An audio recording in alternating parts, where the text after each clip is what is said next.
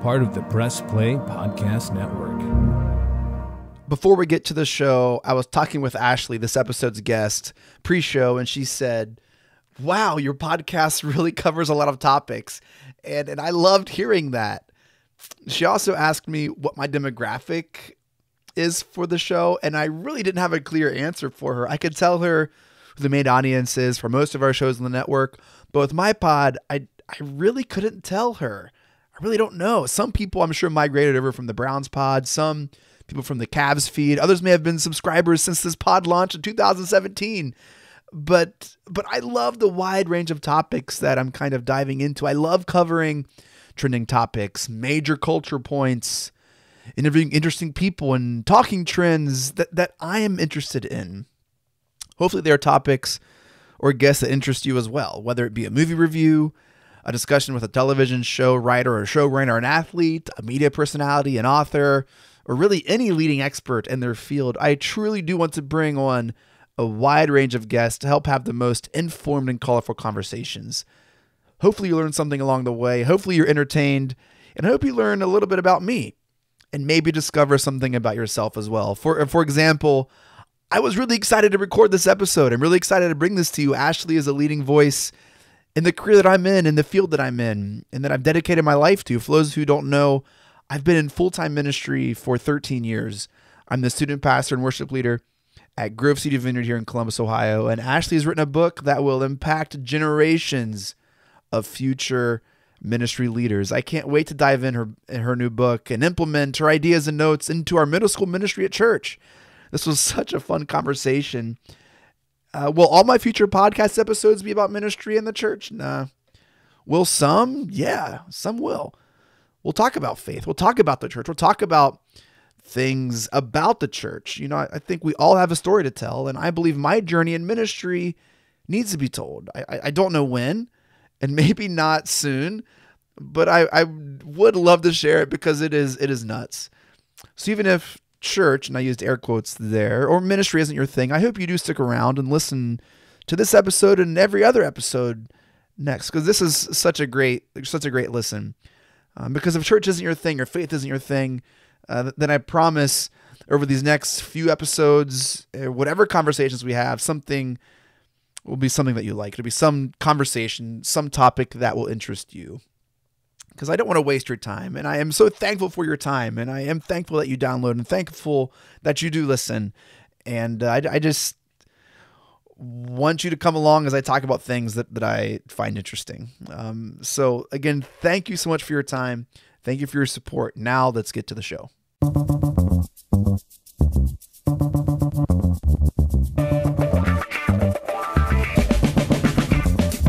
Thank you for downloading the Chase Smith Podcast, proudly part of the Press Play Podcast Network. In this episode, I interview Ashely Bohinc, Director of Middle School Strategy at Orange Leaders. She's a middle school pastor, public speaker, and now author.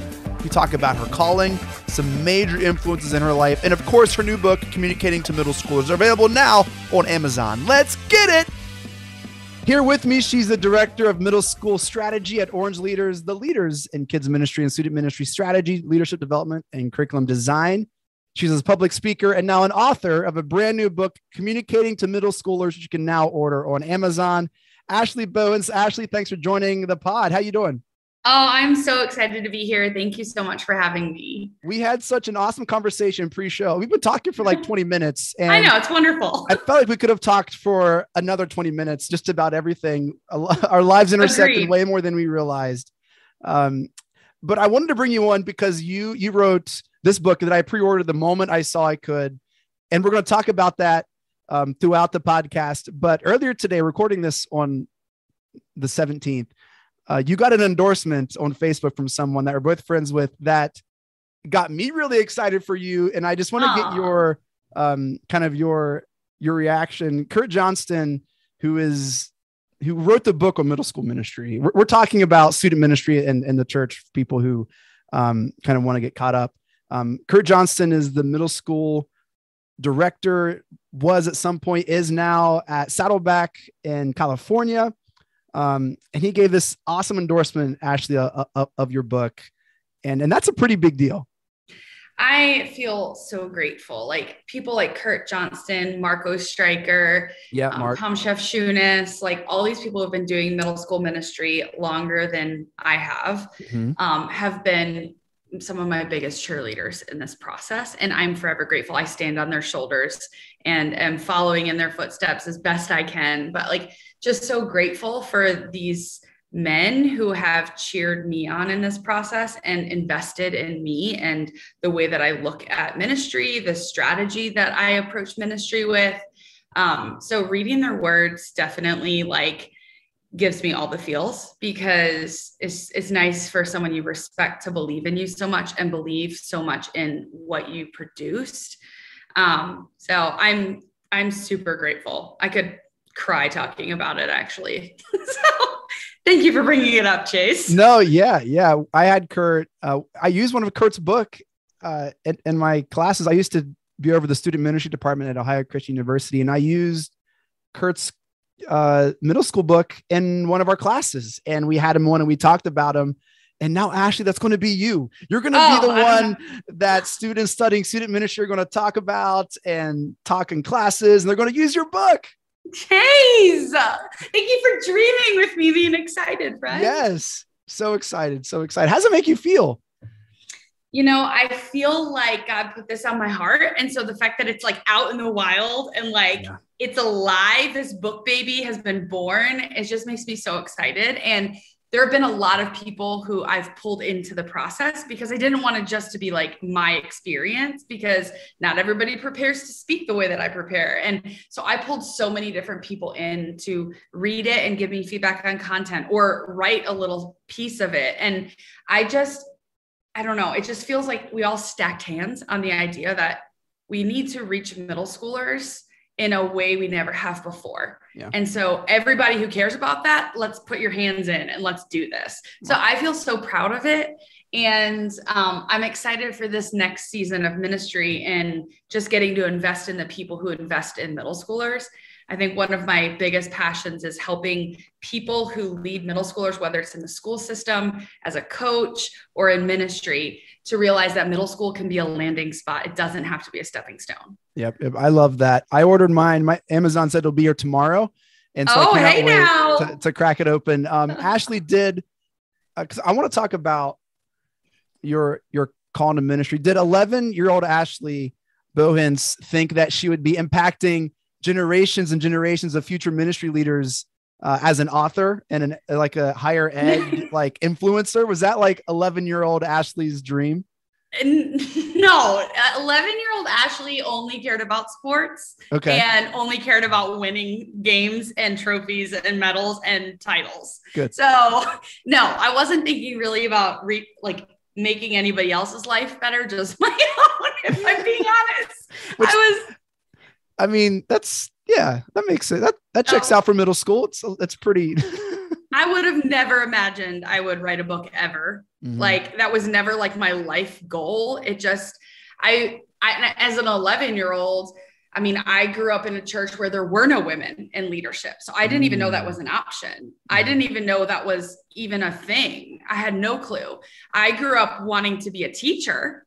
That was, I didn't play like baby Barbie wedding house. I played teacher, gave my neighbors homework, got mad when they didn't do it because I wanted to grade it.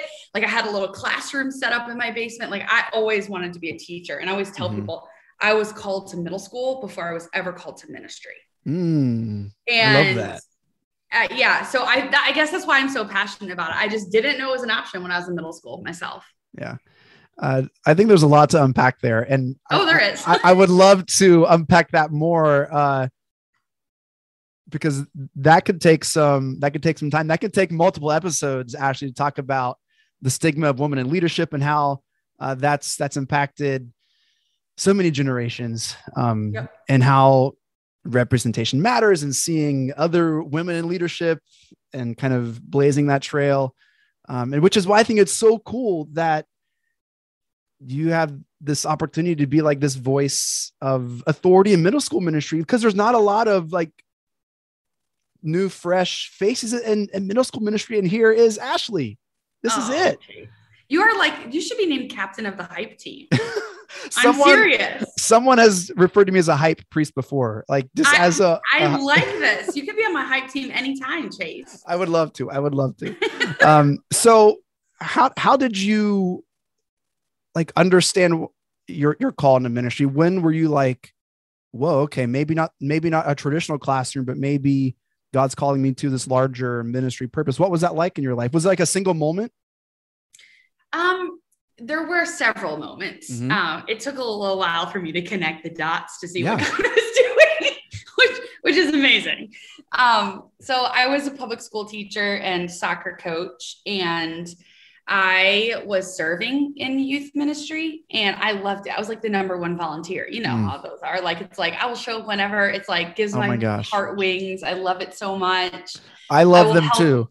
Yes, I will help be in the creative meetings. I will train leaders. I'll recruit leaders. I'll do all the things. I'm so excited to be here. Wow. But I didn't want to leave my teaching job. Hello. I had 2 degrees in education, was fully vested. And I'm like, I just want to do this for fun.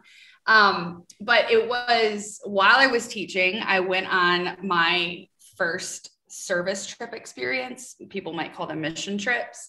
But it was my first time, like, solely dedicating my time for those 2 weeks to serving. Like, I was serving, but not like that was the only thing I was thinking about. And I felt like that was one of the first moments that God kind of showed me that he was up to something and that there was like a call on my life in some way. But I didn't ever expect for that to be leaving teaching. And then I remember I attended the Willow Creek Global Leadership Summit, and I remember seeing Christine Caine speak for the first time. Mm-hmm. And I think my jaw was on the floor because I had never in my life seen a woman speak with so much confidence, authority, and passion as I did when I watched her speak. And I swear to you, God lit something in my heart. Both of those moments, when I was in Ethiopia serving and then listening to Christine Caine speak. And I felt like God was like, I want to use your passion for teaching and gifts for teaching too. And I like to teach truth. And I didn't think it had anything to do with me leaving teaching. Have you had a chance to reach out to Christine? I haven't. Not about that. I should. There was somebody at the church that was watching me watch her. And she came up to me later that day with Christine's book and said, God told me to buy this for you. I don't know what God's doing in you, but here you go, and handed me Christine's book. And something in me changed that day. It was representation matters. I needed to see myself up there and see that God could use me.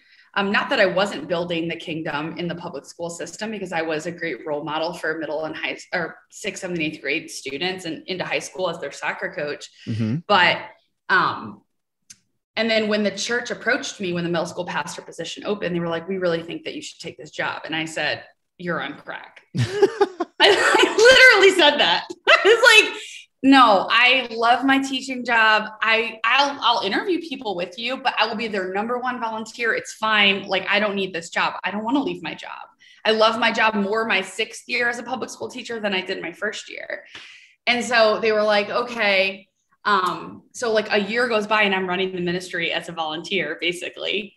And the people at the church, like my friend Jason and my friend Adam and my friend Kevin, kept coming up to me saying like, Ash, like you should, this job. We keep interviewing people thinking, well, Ashely can get them up to speed.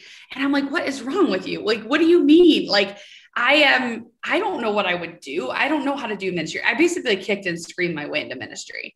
And they're like, well, will you pray about it? It had been a year at this point. And I'm like, no, I know what that means. So I did pray about it. And I was like, God, you're going to have to make this like so obvious to me.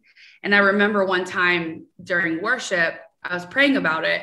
And I felt like God said to me, I want you to teach students. I was a middle school health teacher, by the way, all the fun stuff. Oh yeah. So it was basically being a youth pastor. You just can't talk about Jesus.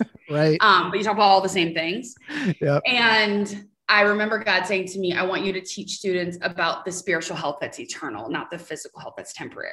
And I was like, but God, I'm making a difference in, like, I'm a light in a dark place. I'm on the East Coast. Like, I'm in the public school system. Like, I'm being a good influence in these kids. And I remember God saying to me, it's harder to leave what you love than harder to leave what you don't love. And it requires more faith. Are you surprised? And I was like, oh, okay. So I literally kicked and screamed my way into ministry because I was so happy doing what I was doing. And it's not because I didn't think I would love ministry. I just didn't want to leave what I loved. And I was totally happy being a volunteer. It was so fulfilling for me. Yeah. And so that was like such a step and leap of faith to, you know, walk away from a tenured position as a teacher, which, you know, in the education system is a big deal, and be like, okay, yeah, I'll sign up for weekends, holidays, evenings, like no problem. And so I remember like when I finally said to the church, okay, fine. They were like, seriously? And so I was like in the interview with our elders and they're like, so why do you think you, should be hired for this? I'm like, I don't, I'm terrible. Like, I don't think I have any idea what I'm doing. And I told them all the reasons they shouldn't hire me. And I remember them being like, that was a really good interview. And I'm like, what is wrong with these people? Like, seriously, what is wrong? And so anyways, that's literally how I got into youth ministry. Was a volunteer kicked and screamed their way into full-time ministry. Not because I didn't want to be in it. I just didn't want to leave what I loved. But I'm so glad I made the leap of faith because I've seen God just show up in so many ways. Look, Ashely, volunteers like you, like as you described, like, hey, I'll do whatever, sign up for whatever. Like, I mean, ministries are built on people like that. And they are such a blessing, not only to like the ministry leader, but the students as well. And I love to hear just you continue to follow that leading. Reach out to Christine. That would be such a cool like moment. Right? I think you should. Yeah. Yeah. I just didn't want to like fangirl. You know what I'm saying? I'm sure she gets people who reach out all the time. Oh, you're talking to the hype train. I don't know. Listen, I don't mind. Hype captain. If you can make it happen, you let me know. All right. I'll set that up. All right. So you're in ministry. Let's continue this Ashely kind of biopic movie here. And tell us about Orange. So Orange is a big deal too. Tell us about how you got involved with Orange and because when we first, I don't want to say when we first met because those of you listening, Ashely was leading a middle school breakout at probably one of the like nation's largest gatherings of youth pastors and educators. This was right before COVID. She was leading a breakout about middle school ministry. And I was like, I'm going to go. And she was just incredible. So I've been following Ashely and her ministry and what she offers for the past couple of years. And so how did you go from that to Orange and leading conference breakouts about what you're passionate about? I don't know. Everyone kept asking me. I would say no, kick and scream my way into it. I mean, it's a thread through my story, if I'm being honest. Sure. But I think, so when I transitioned from being a public school teacher to being in full-time ministry, I was like so desperate for somebody to help me figure out like how are these structures the same and how are they different? How can I take what I learned in the public school system and apply it to ministry? And how can I, try to crash course my way into ministry to make this work? And one of my mentors, Tom Shefchunas, came along, and he also was a former educator, but he had been in middle school ministry. He's over Orange right now. He's now over Orange. Yeah, he's at Orange, and I can get to that in a minute, but he co-authored the book Lead Small, which is a great resource for like small group leader volunteers. And one of the things we talked a lot about was like curriculum, because I was a curriculum writer in the school system for all the health teachers in our county in Maryland. And I loved coming up with like fun ideas and ways to teach middle schoolers and engage middle schoolers and content. Like, how can we get them excited about talking about secondhand smoke? And how can we get them excited talking about moles on your body? Like, how do you motivate a middle schooler to listen about topics they really don't care about? Right. And so I loved that portion of that experience. And as I was trying to figure out like where I want strategy in ministry, I don't want to just like think about it the week of, like, I want strategy. I want to know where I'm going. I want to like, is there any company out there that creates curriculum like we do in the education system?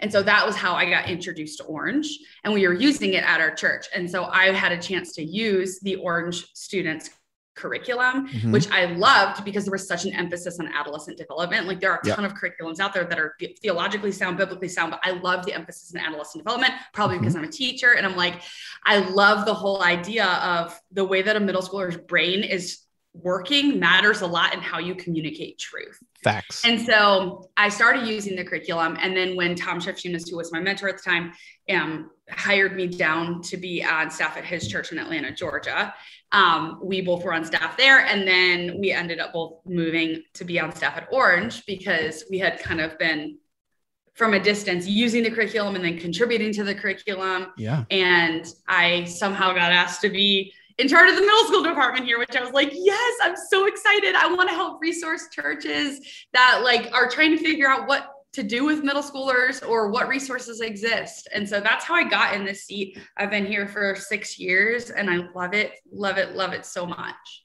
That's incredible. So where, Ashely, I mean, not to jump ahead to plug some things, but we can access all of this stuff online. If you're in ministry now, in whatever capacity, you could either forward this website to your current church leader, or you yourself could go tell us where we could go to find this stuff. orangestudents.com is where you can find like more about the curriculum. And thinkorange.com is where you can like learn more about strategy because it's, birth through 18. So yeah, we're going to take a quick break. When we come back, I want to hear all about communicating to middle schoolers. Ashely, stick around. We'll be right back. Hello, this is Don Mike Mendoza, the host of the Producing While Asian podcast. Join us to listen in on conversations with everyone who identify from producers to non-producers who all are part of the AAPI community. There's all that and more on the Producing While Asian podcast here on the Press Play Podcast Network. We are excited to announce that we are joining the Press Play Podcast Network. The Krypton Report podcast is dedicated to all things Superman, Supergirl, and the planet Krypton. We discuss movies, TV, game, comics, and all things DC. So join me, Tyler, with my co-host James and Jania. So join us as we explore DC's multiverse. Look for Krypton Report on all social media platforms. Hello, Brooks here with the Books with Brooks monthly book club podcast. Listen, it is beyond time for you to join a book club. I know you've been thinking about it and everyone's doing it. Here's how Books with Brooks works. We read one book a month and then we talk about it. Classics like Stephen King's The Shining, debut novels like We Are the Brennans by Tracy Lang, and tons of other compelling, life-changing stories, one book and 1 month at a time. So come read along with us and then listen in. Hey everyone, it's JD from the Hyman Podcast. Back by popular demand, I'm excited to let you know that new episodes of the Hyman Podcast will drop every other Monday on Apple Podcasts, Spotify, or wherever you listen to your podcasts. We're going to continue the conversations we started last season and keep having those hard conversations. There is so much in store for you this season, and I'm excited to share it with you. Subscribe today so you don't miss a single moment. The Hyman Podcast, part of the Press Play Podcast Network.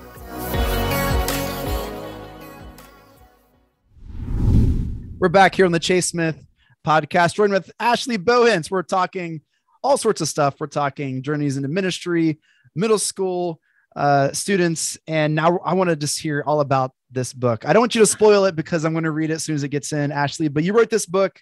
Good job, by the way. Writing a book is very challenging. I have not done it. I haven't even tried, but it doesn't happen. I feel like people who set it out, sometimes they don't do it. So good job by you writing a book, and it's published and people are like excited about it. They are. The ministry world is the best because the ministry world's been as excited as I am about it because there just aren't a ton of resources in this space. So thank you. There was a lot more that went into this process than I would have originally thought. So you don't really know what you're signing up for when you're like, I'm going to write a book. And then it's like, wait, how many edit rounds are we doing? Right. So when was the initial seed of the idea like conceived, and how long has this process been from start to finish? That's a great question. So actually the breakout that you came to was the birth of the idea, this being a book. Let's go. You want me to pull out my notes? I can go get my notes and probably not have to read the book. Yeah, I just need your notes. But so like National Youth Workers Convention, which is the conference you were talking about, was the first time I did the breakout on this. And I kept saying like, I want to do a breakout on this because I feel like I have made so many mistakes in this space. And I was the kid that no one could control. I wouldn't stop talking. I wouldn't stop throwing things, moving around. Like I was the kid that drove every youth pastor crazy. I want to help leaders because that's the biggest frustration is how do I get the middle schoolers to listen, you know? And so I wrote that breakout first. And then after I finished that breakout, I had so many people come up to me and say, you should write this as a book. And I was like, really? Like, oh, I'm so glad you thought it was helpful. I don't know. This was just my heart and my passion. Yeah. And I remember coming back from that and I called Kristen Ivey, who's the president of Orange, and Reggie Joyner, the CEO of Orange. And I said, which both incredible people, just like legends in their own right they are. I've learned so much from them. They are literally the smartest people I've ever met in my entire life. It's amazing to sit at a table. I mean, you feel dumb sometimes, not because they make you feel dumb. It's just like, they just know so much and I just don't know that much. So I remember calling them being like, I just really want to write this as a book. Like, this is my idea for it. This was how we presented it at the conference. Here were some of the questions afterwards or the conversations I had, which actually helped me form more of the content, like based on questions people were asking or things they were asking for clarity on. And so what I did coming back from that conference was I just brain dumped everything that I said in the breakout, every conversation I had after the breakout, I just brain dumped it all onto a document. It ended up being like 12,000 words just in that one sitting of brain dumping it. And then COVID hit. And so it kind of like shelved it for just a little bit because like people were trying to figure out digital church. So I'm like, this isn't the time to keep moving it forward. Right. But then I picked it up again about a year ago.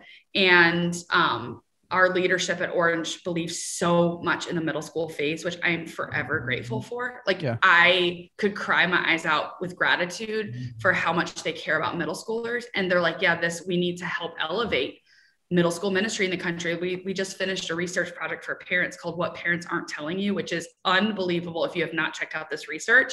And just the emphasis that parents want help in the middle school phase when it comes to faith formation and development and resources. It just was the right time to finish this book. And so it was really fun because my lead editor on the book, her name's Jessica Hatmaker, and she was one of my middle schoolers when I was a teacher in the school system. Yes, I was her middle school health teacher. So basically I taught her all the important things. And then I became a youth pastor in her life. And then she became an intern for us at Orange. And then she came on full-time in Orange like a couple of years ago. That's amazing. She graduated college with her middle school education degree. And so that's awesome. It was so much fun to work on it because she would hold me accountable to things. Yeah. She'd be like, I mean, that's true, but remember the one time when you yelled at our class? So it was hilarious writing it together, but also amazing because she would be like, no, I remember you would blah, blah, blah, blah. And I'm like, you remember that? Like, whoa, I had forgotten that. That's so helpful. So it was a special process. This book isn't only just for student pastors. These tools or kind of like, it's hard to talk about because I haven't read it. I don't even like, but it's used. You could use it and take the tools if you're a teacher, a public educator, if you are a coach, if you even have kids in middle school, yourself, the tools you offer here are more than just for the church.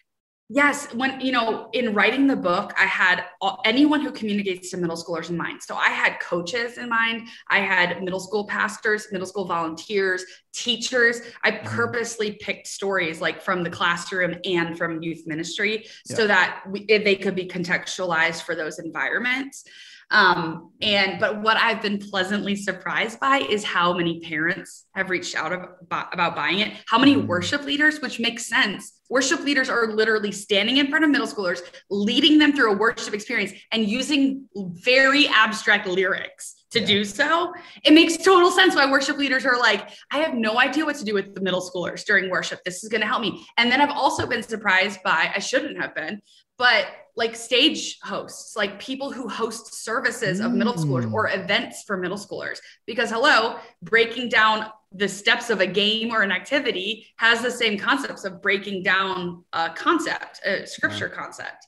So it's been really cool. Just the amount of people, especially parents who are like, I know that this is about like teaching middle schoolers, but I as a parent, I need all the resources I can get. And I'm like, I actually think it really could be really helpful for parents of middle schoolers. So that's been cool. Awesome. What's your favorite thing, I guess? What's your favorite thing about middle school students? Like, what do you like most about that age group? Oh, I think I love that they can have fun 1 minute and be so serious. Oh my gosh. They can fart on themselves 1 minute. Yep. Or on somebody else, and then they're like asking the deepest question the next. And it draws everyone in on that journey too. So everyone can 100%. be farting the whole room, but then the one time someone says, hey, my parents had a big fight and my dad left last night, everyone's there with them in that moment too. 100%. It's like, it like builds trust for you. And I think that's one of the things about communicating to middle schoolers is like, if you engage in those moments where they're farting or they're laughing at something that's happening in their room, they're more likely to follow you, or you follow them into those moments of vulnerability or seriousness. Right. Yeah. So I think I just love that. And I love like how impressionable they are. I mean, I was certified K through 12 in teaching, and I picked middle school on purpose because I was like, with knowing what's developmentally happening in the life of a middle schooler, not just their body, but their brain and emotions, I'm like, I feel like I could have the biggest impact on that age group if I'm going to talk about things that matter in their everyday life. And I want to invest all of my passion and all of my energy and all of my heart into this. And I want it to make a difference. And so I feel like they're like sponges. They literally, they want a good role model. They want somebody to believe in them, and they want somebody to cheer them on so they can believe in themselves. And I love being that for them. Kurt Johnston says to embrace the squiggle. Right. And so that's such a good, it's one of the concepts that I, talked about in the classroom is you might have a plan to get from point A to point B, and you think is a straight line, but they are all over the place, and they might eventually get there. And just to kind of embrace that energy that they bring. I get asked a lot, which do you like better? Because our church, we have a middle school ministry and a high school ministry. And right now I'm leading both. And they say, well, which do you like better? Some parents ask, some, other people have asked me. And actually, I think I like middle school ministry better, just because of the energy, because of one of my favorite parts. And I've led middle school camps, all sorts. There's always questions, right? They always have questions. And one of the most dangerous things you can do is you can just open the floor for any questions. Oh yeah. And that's not a very good practice, but whether it's with announcements, and it's low key one of my favorite moments. I don't know why. I think just because it's so, right. It's not a very good practice at all, because people don't listen, and it might seem like it's a waste of time. One of my, his name's Aaron Duvall. He's a pastor now in Idaho. We were leading a middle school camp in like 2007 together. And every night we'd think back about our favorite moments. And it was always the questions that we fielded before like the afternoon. It was just, anyway, I love middle school students as well. I love the energy they bring, and the passion and the randomness that creates those intimate moments. Totally. And you mentioned about embracing the squiggle, like what Kurt Johnston says. And I just pulled up my phone because I have a conversation that happened in one of the small groups I was leading, which, you might know them as rabbit trails, not the squiggle, but like, there's a reason I want to share this, but this is how the conversation went.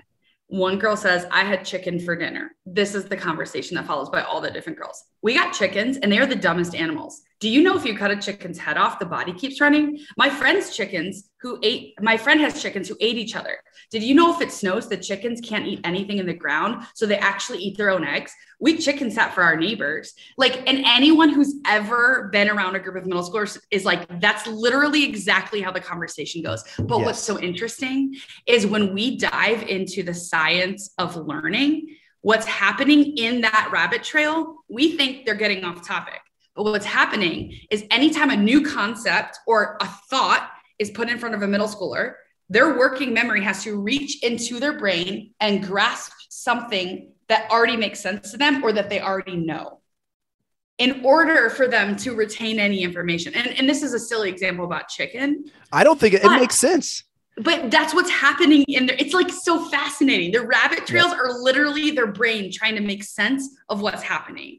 We about three or 4 weeks ago, we were going over prayer requests in our middle school service, and I